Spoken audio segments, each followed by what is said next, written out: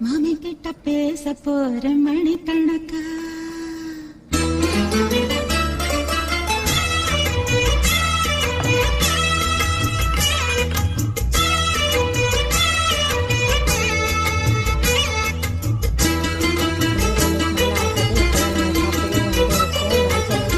புது வளையல அரைச்சி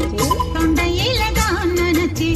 மாமி கிட்ட பேச போற மணிக்கணக்கா தூண்டாமணி வழக்க